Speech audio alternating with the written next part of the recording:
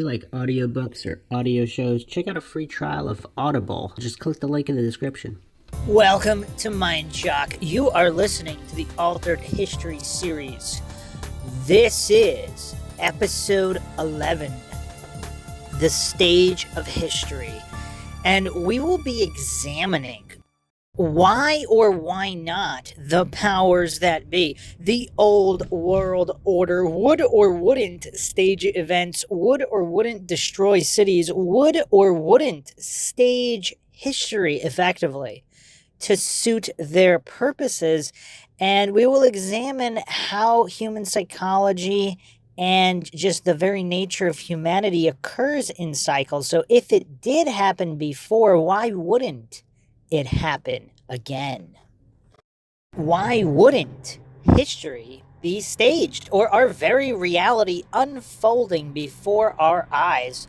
Why wouldn't it be staged? As always, if you enjoy the MINDSHOCK podcast, find it thought-provoking and interesting, you can donate to our PayPal. Just check the link in the description.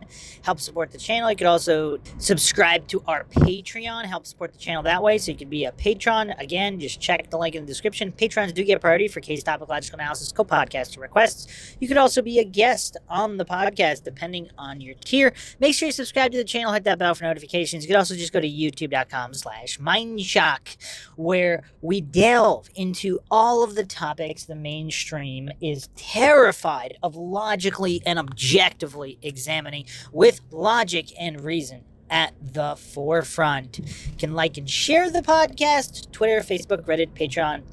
And any questions, comments, theories, thoughts, suggestions, rebuttals, debunkings of any kind, leave them in the comment section. So, just looking back at how much of history is shrouded in mystery and how much of it is fabricated. Of course, the old saying, the victors write the history books. It's amazing how many coincidence theorists and authority-worshipping cultists do not truly consider and examine that statement, that the victors write the history books. And oh, how true it is. We can go even deeper. He who controls the past controls the present. He who controls the present controls the future. George Orwell. I mean, that's really, really deep, and one really needs to pause and reflect on that. Speaking of pausing and reflecting, I'm going to throw in some Mark Twain here. Whenever you find yourself on the side of the majority, it's time to pause and reflect. Why is that? Because throughout history, the masses have been hoodwinked in a variety of topics. Pretty much everything, actually. I mean, if you look at basically anything, if you look at any point in history, the majority of people were wrong about the majority of things the majority of the time.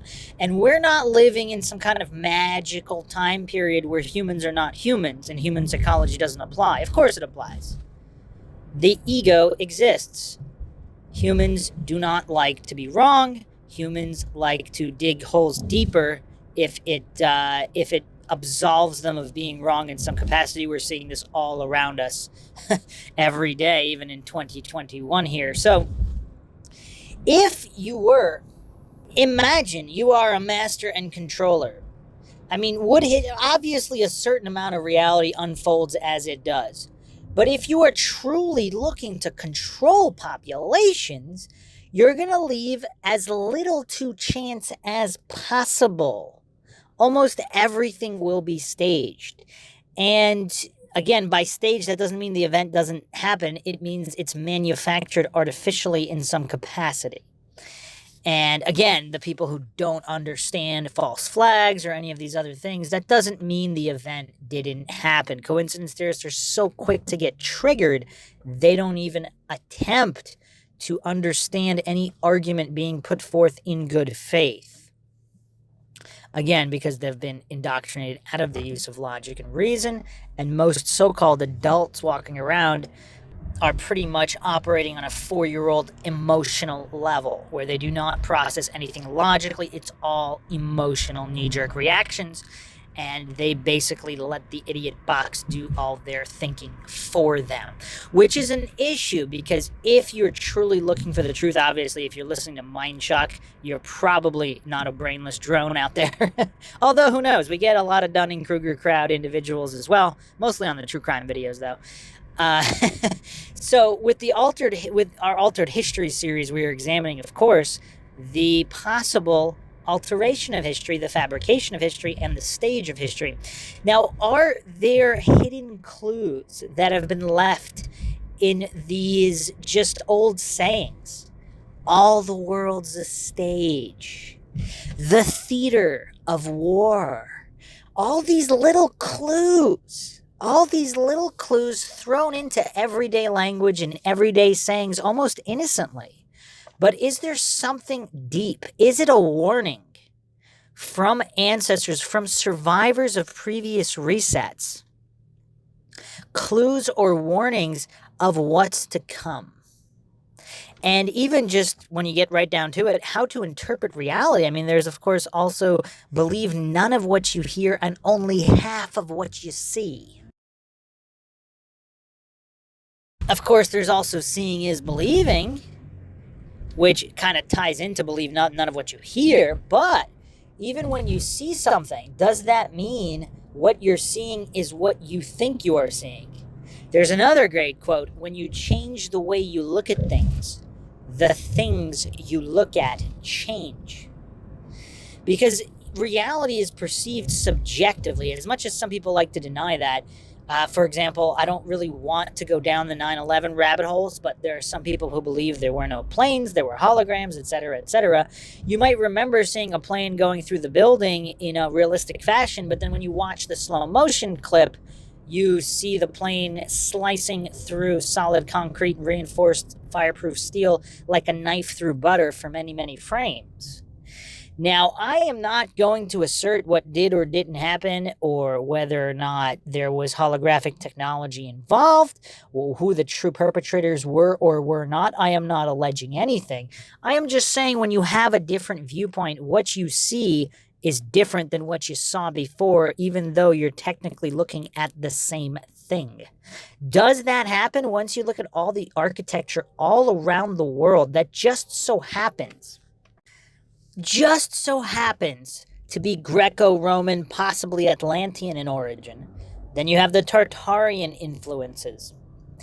And it just so happens all of this architecture is present in even, let's say, Salt Lake City in Utah, where it was supposedly a couple Mormons with a wagon, and they're building these single-piece stone pillar Greek temple-like buildings, which just so happen to resemble all of these government buildings in every single country in the world. You have Arabia, South America, Australia. And a lot of these places, how do they get the supplies for these single-piece, gigantic stone pillars? They didn't have cranes. I'm not going to go down the dating rabbit holes with the carbon dating and all that, but just when you change the way you look at things, the things you look at change. So when you're looking at these cities and buildings in France and England and Germany, and it's just all of these buildings that just happen to be these spectacular Greco-Roman structures, why would government buildings be built as Greek temples? If you haven't checked out the previous episodes in the Altered History podcast, make sure you check those out. We go over all of these possibilities and the possibility that these foundations found nations. These buildings were already there by the time local populations claimed them as their own and repurposed them as government buildings, banks, all of these government-affiliated structures. So going back to what I opened with, would the powers that be stage events? Would they stage world wars, so to speak, to get rid of certain evidence? What exactly is the Great Reset? Is it simply a culling of 90% of the population? And then you have orphan trains and all of these things that happened in the past. Are they going to happen again? Now, I don't want to go down the plague rabbit holes. There's a lot of trigger words, trigger diseases, certain labels that just trigger people instantly. But if there was a manufactured plague of some kind, and then a manufactured cure to the plague, which possibly would be worse than the plague itself if the plague wasn't even real. Now, is that what happened with the Black Plague? Some people allege that the history surrounding the Black Plague is quite mysterious, just like the Spanish flu. Are these resets, are there minor resets, mini resets, just to keep the population under control in between the great resets? And that's something you don't really hear talked about either, but this is Mind Shock, where we go down every single rabbit hole. Why is there so much difficulty in nailing down the exact dates of these resets? Some people believe the mud flood occurred in the 1800s, some people the 1700s. Some people allege early 1800s, mid 1800s, late 1800s. What's the deal here? How come dates can't be narrowed down? If great resets happen once every 150 to 250 years or so, is it possible that there are mini resets? And now there's so many variables here, because if this entire realm is being controlled by some kind of other intelligence and they have whatever particular goals they have, if we're just a giant science experiment for them, they might want to do a reset and pull out a great flood, then pull out a mud flood, maybe pull out some volcanic eruptions and destructions or earthquakes, just mass death resets. But for whatever reason, 100% extermination of humans isn't favorable for them. If there are some kind of time constraints we are not aware of, where it would take too long to rebuild, so they can never do 100% wipeout. So because they can't do 100% wipeout, they have to do little mini resets just to keep everything under control and to keep everything hidden. But at the same time, there's going to be clues that slip through the cracks. And is that also part of the game? If the part of the experiment is to see what percentage of the population can figure this all out, what does that mean? So the thing about plagues, and I mean, this is a real issue, because if Pasteur's germ theory is true and everybody gets infected, wouldn't a larger percentage of people die? Especially, like, let's say the Black Plague or some of these greater plagues. Why? Yeah, sure, let's pretend the numbers are accurate. So millions of people died. Let's say that's true. Why would there be a single old person left? Why would there be so many people left if the germs work as advertised? The cult of authority worship will, of course, cling desperately to any kind of government-mandated textbooks and any scientists and doctors part of the establishment. Of course, I mean, if there's any kind of conspiracy, obviously those people would be peddling the propaganda line. So why would you look to those people to disprove the conspiracy if there was one? And I'm not saying there is one. Again, for all the Dunning-Kruger goofs out there, I'm not saying there is one, but if there is, just like if you're accusing a serial killer, if someone's accusing a serial killer of killing again, are you going to go to the serial killer and solely rely on their alibi or any kind of paperwork they provide?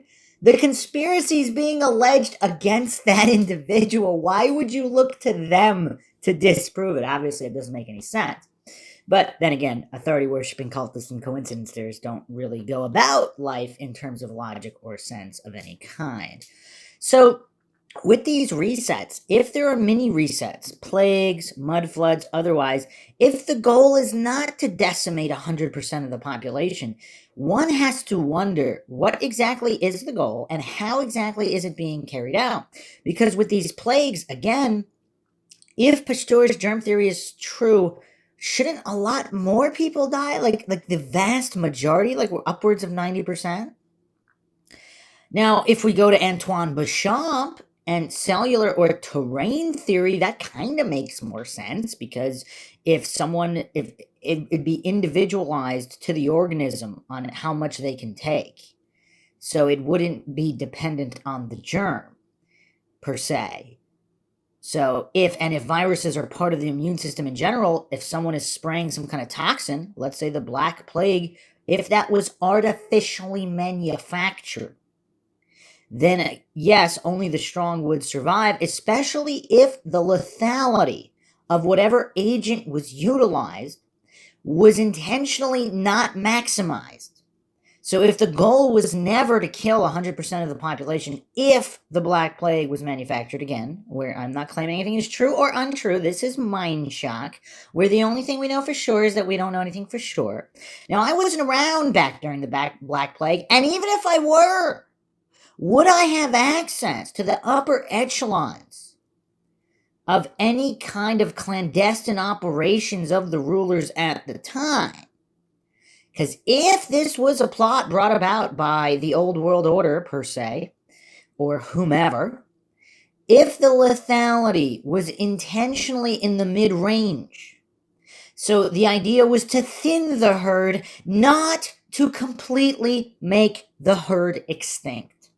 And is that the function of mini resets, plagues, mud floods, all of these things, where the so-called string pullers, the powers that be, they know it's not going to be a 100% extermination. And the reason they know that is because these variables are controlled within certain thresholds. And is anything different now? I don't know. I do not pretend to know. I do not hallucinate and pretend I know anything for sure.